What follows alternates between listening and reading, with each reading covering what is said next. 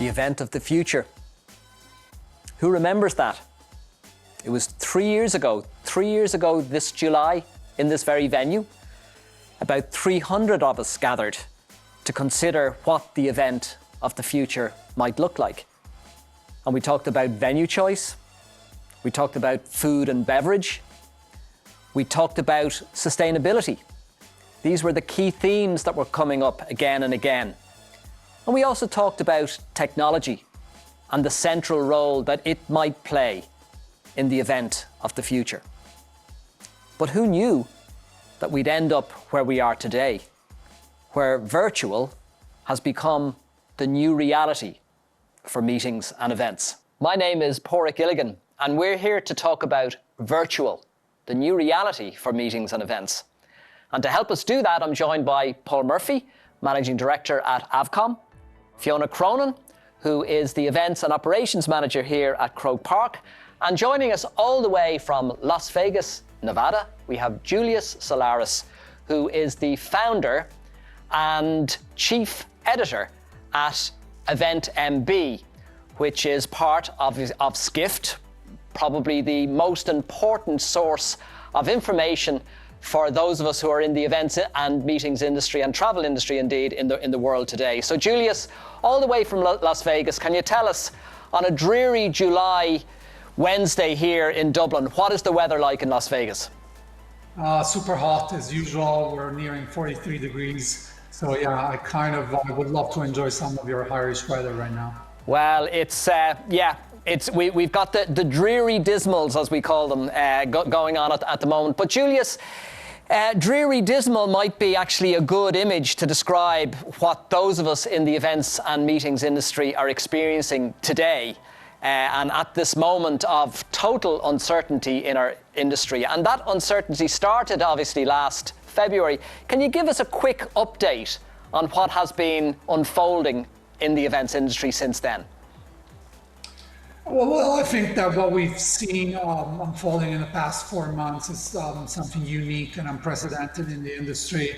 Everybody's been using words such as uncharted territory and crazy times. This is very true for the event industry. We've never seen anything quite like it, at least since the event industry started in its most modern form as an industry. We've seen the whole events, meetings, programs for the next few months completely obliterated in the space of a few months, and everything gone, and the switch to virtual. Everybody jumping on virtual tools as a means of continuity, but also a lot of issues and troubles that have to do with the comeback. So very interesting times. Julius, can you remember the moment that you realized, that it dawned on you that this was not just a simple blip in the road, this was a major diversion?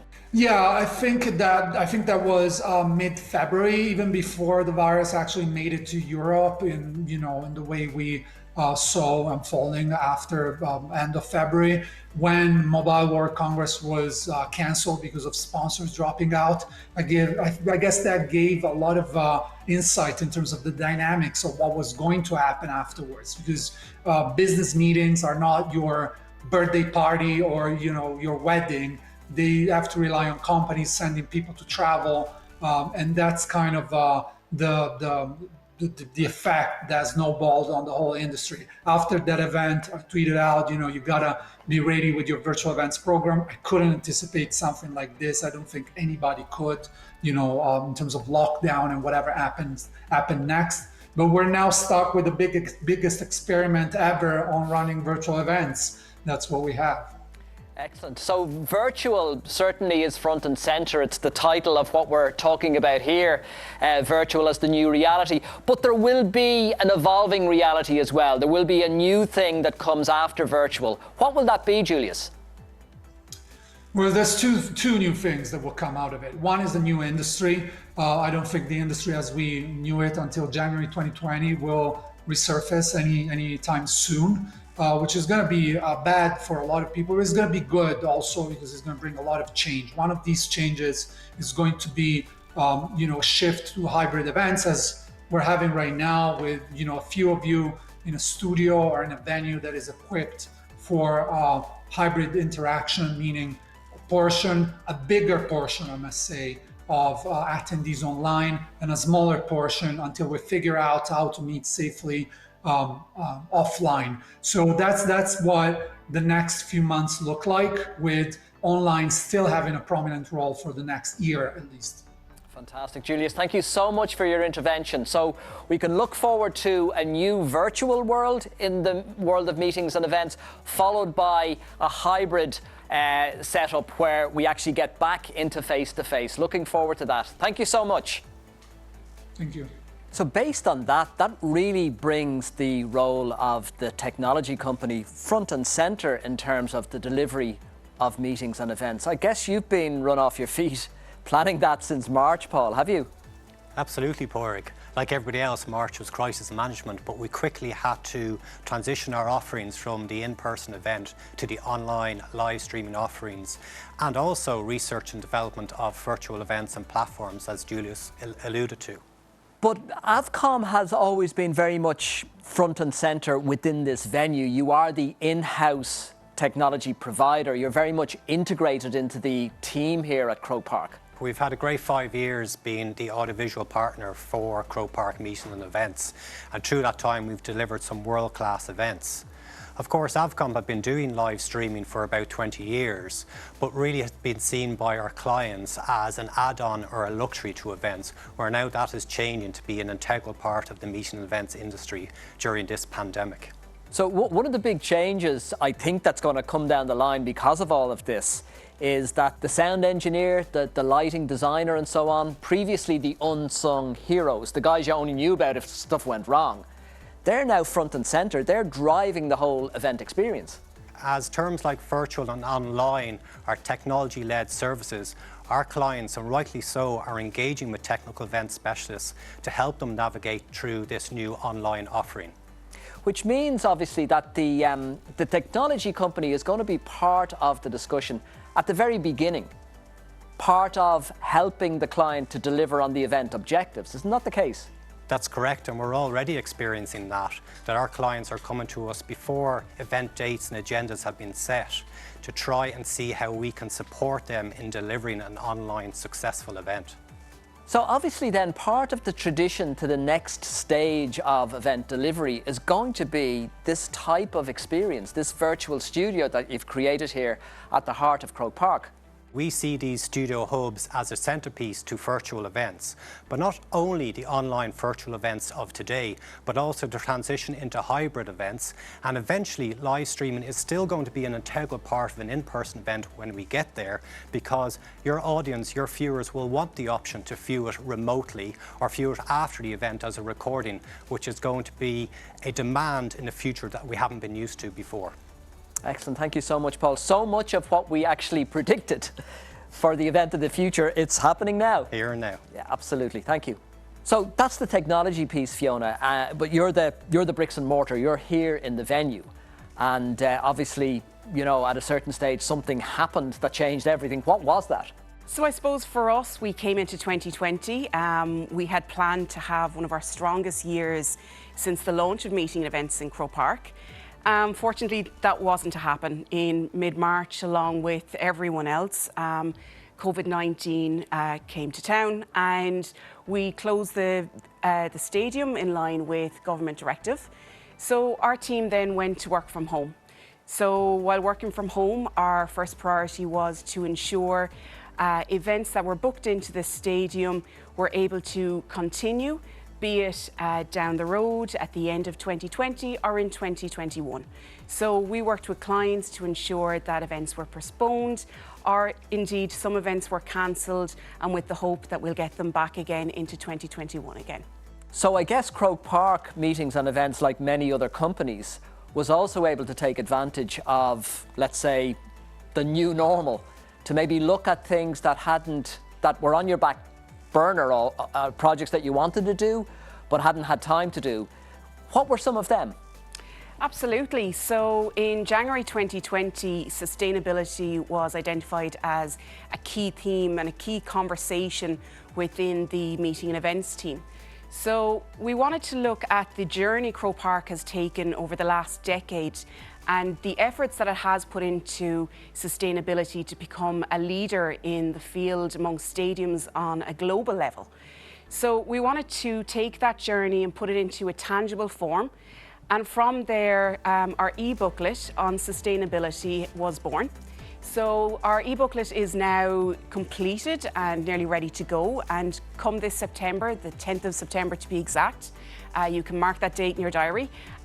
We will be launching our e-book online, and we will do a virtual launch event here from Croke Park to bring the e-book to life and to showcase it to everyone. Fantastic. You've also managed to make some interesting sales. I've read some stuff in the paper recently about some big kind of contracts that you've actually signed for Croke Park. Yeah, absolutely. So I suppose given the size of the stadium and also the flexibility within the stadium, it's allowed us to look at some different offerings and some different types of gatherings. So as you may have heard, the RCSI, the Royal College of Surgeons, here in Ireland has actually come on board, and they will be taking over half of our stadium. So they will be using it as a satellite campus. So we will then have our Hogan suite, our Hogan mezzanine suite, a lot of our suites up on the premium level available then for additional conferences. So it's a nice mix that we're welcoming into the stadium this year. And additionally to that, then of course, we have our live virtual studio that Paul spoke about. So we've got about 10 confirmed, really exciting conferences coming up this summer that will take place here in the virtual studio as well. So, I mean, we're moving into a really interesting kind of campus scenario here where there'll be activity on one part of the stadium, but still that entire Hogan suite and everything that it stands for will still be available. Absolutely, absolutely, yeah. And then the virtual studio obviously kind of bringing everything together and creating the opportunity for a hybrid kind of event as well. Exactly, yeah. So a crucial part of the mix here, obviously the customers and the clients who use Croke Park, and you know there's many loyal customers who come here year after year. How have they been reacting to what's going on? Are you keeping in touch with them? Absolutely, and we have a great client base here, and we've got great relationships built up with our clients. So one of the areas we looked at while I suppose we were all working from home was to develop a Keep in Touch campaign. So it's a very simple campaign that allowed us to reach out to clients, say hello, find out how they're getting on, how their situation is evolving as the situation grows, and equally just to let them know that we're here and answer any questions that they have. So I suppose for us then, one of the big questions that kept coming back is how are events going to take place, how are events going to occur in Croke Park, and what's going to happen. So we did a lot of work here on the ground. We worked with our different suppliers. We worked with Aramark, our catering company, Avcom, our AV company, and put together plans for how an event will progress and how it will move forward. And we've put together a questions and answers document, if you will. So this is aiming to answer as many questions that clients may have, to put their mind at ease and to give them reassurance when they are planning their event, but also to give them a few tips on what they need to think about and what might work really well for events and how to help them socially distant throughout their event. Super, and obviously we will get the opportunity in the very near future to experience some of that because, just to repeat again, we will be launching the e-booklet on sustainability here on Croke Park's sustainability journey in September. What was the date again? September 10th, yeah. Excellent, thank you. So remember that, September the 10th at Croke Park for the launch of the sustainability e-booklet on Croke Park's sustainability journey. It's such a wonderful opportunity to have such thought leaders in the events industry all together at the same time. So this is a question that I like to ask at such moments. I want to ask you about what advice would you have for organisers of events and meetings as we kind of move into the next stage. So Julius, can I start with you? What advice do you have? Absolutely. I think that the best advice I can share right now, looking at data and whatever is happening in the industry and what our research says, is to get as familiarized as possible with virtual events and online events, and especially how they will interact with live experiences once we go back. Don't rush your going back. if you're not sure about how safety is taken care of, because other than the rush to feel to go back, we need to think about the safety of our attendees, and we're exposed as event professionals. We expose our businesses, our companies. Therefore, understanding how to run hybrid events safely, I think it's the next frontier where everybody has to once again relearn our profession. It's not the first time we've been asked to do that. So I'm sure event planners will step up for the occasion. Fantastic, Julius. Thanks for that. Very practical, very actionable advice. Thank you. So Fiona, what advice do you have for organisers of meetings and events? What's your little nugget? So I suppose my advice would be to reach out. We have an events industry full of incredible experts who are always willing to help and to offer advice when and where they can. So lean on your suppliers, get to know some of the new trends. They're always going to help you, they're always going to offer you advice. Talk to your venue, see what other event styles are out there at the moment, what can work for you, how you can change things up. But also talk to industry associations. They'll offer you guidance and clarity around the new regulations that are coming in. But the key area will be to listen to your delegates. Find out what they want, how they want it, and when they want to get their information and when they want to travel and to attend events again. Excellent. Thank you so much for that. That's really, again, practical advice that we can really take home with us. And Paul, what's your nugget of wisdom for organisers of event and meetings? Warwick, I'll give you 3 letters: PPE, pivot, and yes, I have used that word. We need to be on the online virtual world and communicating via live streaming. And as Julius said earlier on, it's the here and now. It's not the event of the future, it's happening here today. P is for planning. We need to plan well in advance. We all need to learn and gather and educate ourselves on what this involves. Obviously, rehearsal is usually important when it comes to live streaming and virtual events, and we need to set aside a lot of time for rehearsals before the event actually happens. And E is for engagement.